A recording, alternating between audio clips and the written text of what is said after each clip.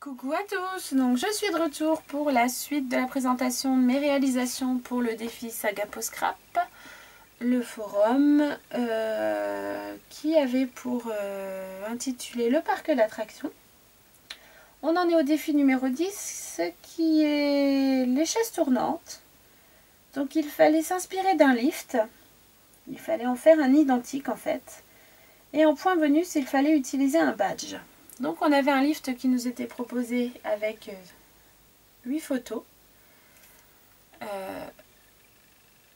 Posé en rond, mais on avait un mouvement, voilà, vraiment le mouvement, comme le titre l'indique, des chaises tournantes. On a vraiment l'impression que les choses tournaient. Donc, cette fois-ci, on va changer des enfants. J'ai utilisé mon chat comme modèle.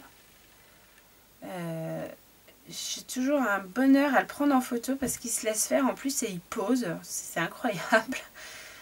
Donc, je les ai disposés en cercle comme ça. J'ai utilisé un papier de fond effet planche dans les tons gris taupe un peu. Et je suis partie dans des couleurs vert d'eau et orange très clair. Avec mon chat qui est gris. On a l'impression que les photos sont en noir et blanc, mais en fin de compte, elles sont pour la plupart en couleur.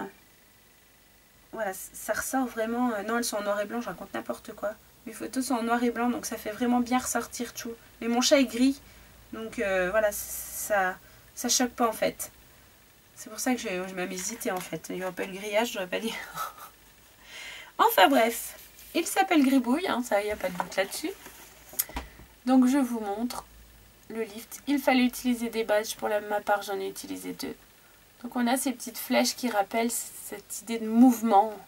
Les petits tampons qui étaient mis à côté de chaque photo. Là, on a des dies de chez Saga Post Scrap pour ce qui est des feuilles. Pour la fleur, c'est un florilège. Ici, on a le Pacha. C'est une découpe bois que j'avais eu dans mon calendrier de l'Avent de chez Saga Post Scrap. Là, on a encore un badge avec découpe feuilles. Les flèches blanches, je les ai fait avec un uniball gel, comme ça, un jelly roll. J'ai vraiment du mal avec ce nouveau système de caméra. J'espère que c'est pas trop brouillon. Donc là, j'ai utilisé les tampons en molette pour ajouter des petits textes.